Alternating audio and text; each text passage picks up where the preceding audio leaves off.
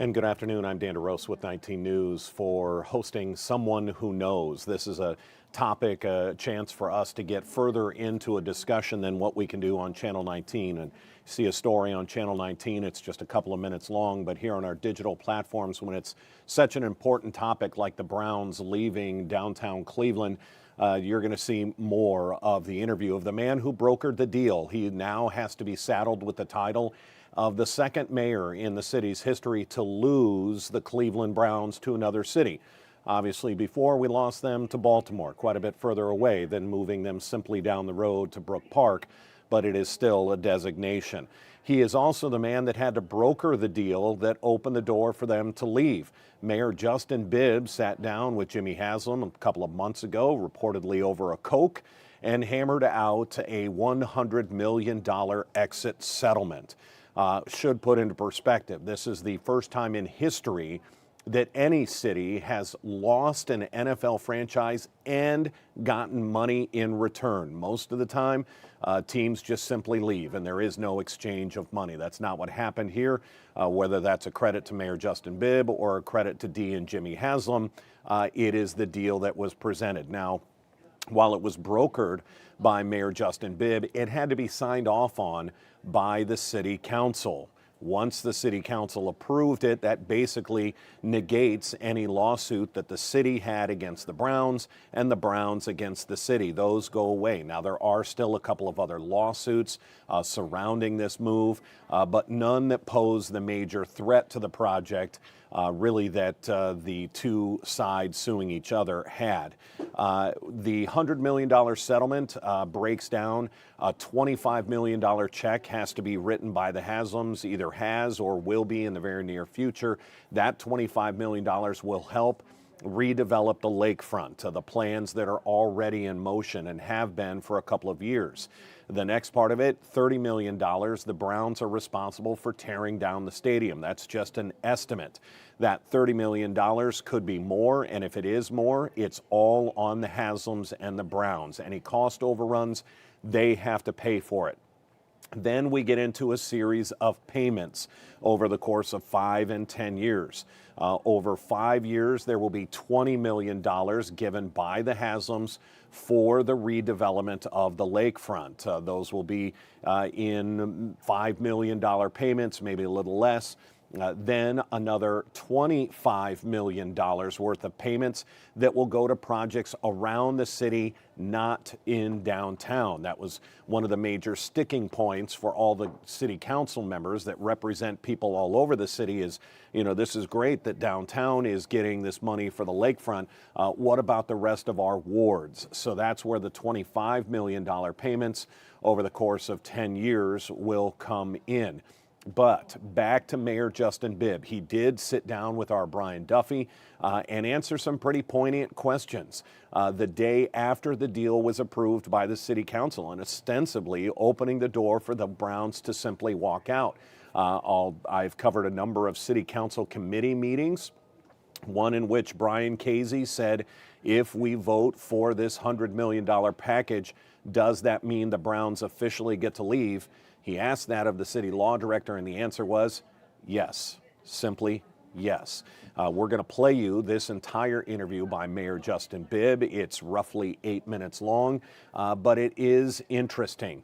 He does have to come to terms with the fact that he has lost the Browns to Brook Park, but then he turns quickly to setting the sights on what could be a historic lakefront. In 100 years, no mayor has ever been able to develop that lakefront into something useful for the community, not just an airport, not just a stadium, something that could be used by everyone.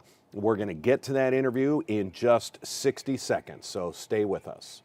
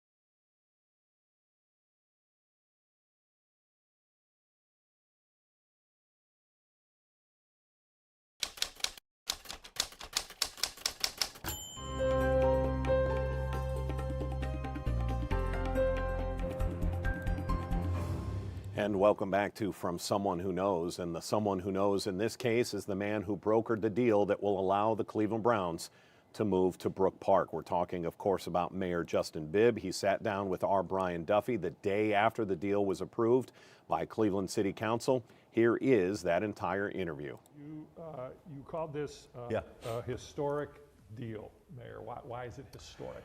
Well, I think in a couple ways. One, just the historic significance of this storied NFL franchise and the impact it's had on the city of Cleveland for generations. As a lifelong Clevelander and lifelong Cleveland Browns fan, I know, again, I'm still sad and frustrated and upset that the Browns got a $600 million handout from the state to go to Brook Park. So it's historic in that sense, but also on the positive side, it's historic in the sense that, you know, we've been able to work with Haslam family and the Browns to chart a new partnership to invest in the next generation of our lakefront, something that since Mayor Tom Johnson, who's up there on the walls here in the Red Room, every mayor since him have been fighting for nearly 100 years. And so the fact that we've secured nearly $200 million of private and public dollars for a lakefront development, the fact that we have alignment with City Council, the county, and our federal partners in the state now to invest in our lakefront shows that this is the moment in this Cleveland era to get the job done, and I'm really excited to lead Cleveland in this next chapter of our great story. So we've kind of looked at this and kind of researched through this a little bit, and Dan actually found this, that the Seattle Supersonics had to pay the city of Seattle $75 million when they went to Oklahoma City, only because they broke a lease. Yeah. They broke a lease.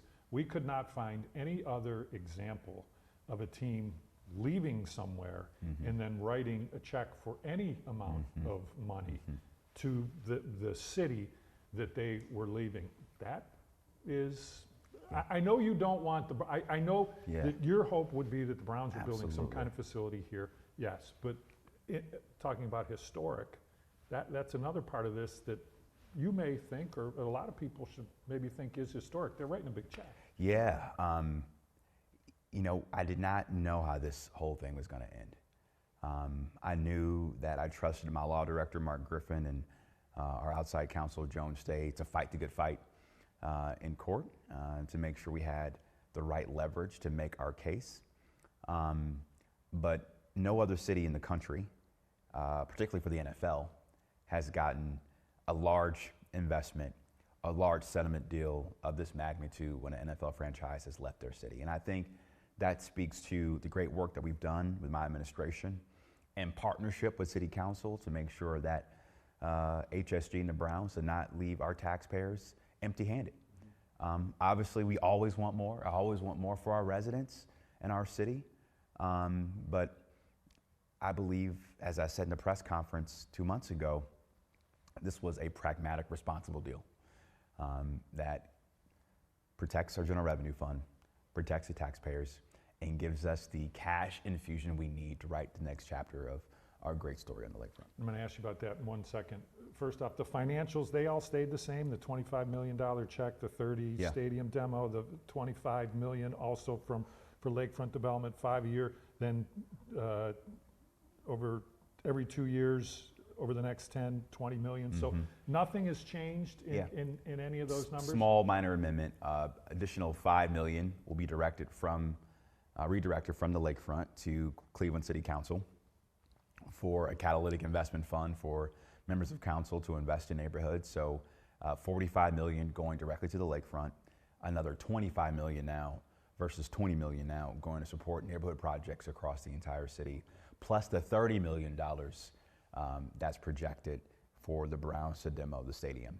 Now, mind you, if we did not get this deal done, we would have been responsible for finding $30 million ourselves as a city to demo the stadium, which I think is another added benefit of this deal. How do you feel? How do you feel about where we are and how this project is going, and when is something going to happen? Yeah, I'm really excited. We got proposals, 18 proposals from developers and investors from all across the world. I sat in on a majority of those presentations, and we got some good things in the pipeline that I think Clevelanders and folks across the region will be proud of in terms of what's going to be happening next on our lakefront. Over the next couple of weeks, we'll announce who we've selected to be our partners to begin phase 1 of this effort. And so more to come soon, but we have a lot of good momentum and a lot of excitement from across the world to invest in America's North Coast right here in Lake Erie. How many acres is that now? that the 50 state- acres. 50 acres. Total, not Total. the stadium. Including the Brown Stadium now. We Okay. got 50 acres Okay. of real estate to What's, develop what's on. one thing you want to see there? What's one thing you're going to insist on being there? A best-in-class public space. You think about cities like Chicago, Toronto, Williamsburg, and Brooklyn. What have made their waterfronts great is it's an extension of those communities' front door. And what I'm excited about is really attacking this old narrative that the lakefront is only for rich people who live downtown or people who live on the west side. This is everybody's lakefront. And I want this to be an attraction where everybody, regardless of race, income, or if you live in West Park or Collinwood, that you're gonna be proud to bring your family there, proud to bring your friends there when they're coming in from out of town. We're gonna be able to attract more conventions and events to the city. And we saw glimpses of this this past summer with the pop-up North Coast Yards public space that we did. I remember I took my family down for the fireworks on July 4th, and I was sitting next to a family from Medina who had no idea that we converted this, old surface parking lot that is only used for Browns games to a really cool pop-up park for folks to, skateboard or play pickup basketball or get food from Zanzibar's food truck. Right. It just goes to show you what's possible when we think big. And I love our Browns, I love our sports teams, but in this Cleveland era, especially as I embark on my second term, I want us to think bigger for ourselves. We need to have bigger ambitions, bigger dreams, and bigger visions. And I think the plans we have for our lakefront speaks to these new ambitions and hopes and dreams I have for our city. Burke, Yeah. tell me what you can. I know there's another Yeah. group that's come up and Yeah. said no yeah. way. Yeah. Listen, it goes to what I said earlier about speaking to the scale of our ambitions as a city. Now is the time to think big and take big swings. And so we've had really good conversations with Congresswoman Shontel Brown, Senators John Husted and Senator Bernie Moreno as well. HSG has been very helpful with Secretary Duffy, who leads the Department of Transportation under President Trump. And so we got some preliminary ideas on what that space can be, but obviously right now I'm focused on getting this 50-acre vision executed, but more to come soon on the future of Burke Lakefront Airport. So there you have it from Mayor Justin Bibb, from someone who knows. He brokered the deal. He said he is sad, he is frustrated that he feels the state kind of came in and threw that $600 million at the Haslam's in this project, and that was the major catalyst to get them to move out of downtown Cleveland. He didn't see that kind of support when they were originally trying to do something with that space downtown. The Huntington Bank Field didn't get that kind of support from the state then, but the Haslam's were able to get it for Brook Park. There's a lot to digest there. What the lakefront could be, that's 50 acres, and then the 400 acres of Burke Lakefront Airport. It has been long believed that they'd never be able to get that shut down. The FAA has thrown so much money into that runway and into the break walls out there.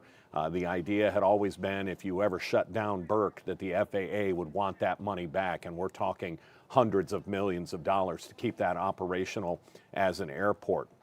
So we will continue to watch. We know that County Executive Chris Ronayne is in Washington, will be in Washington this week for that very topic, talking to lawmakers, talking to folks at the U.S. Department of Transportation to try and get Burke Lakefront closed down without that penalty of paying back the hundreds of millions of dollars. So we'll have to wait and see.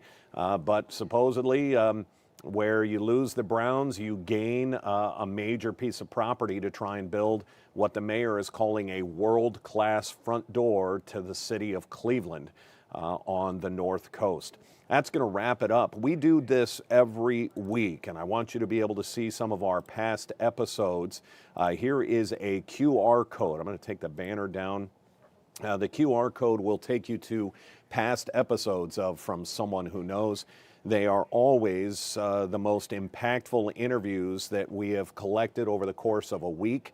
The stories vary greatly on topic, but it's what people in Northeast Ohio are talking about, which is why we played for you the mayor's interview this week.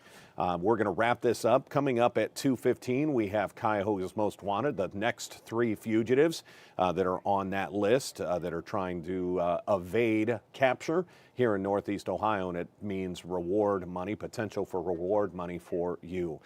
For now, that's going to wrap it up. I'm Dan DeRose, and this has been From Someone Who Knows.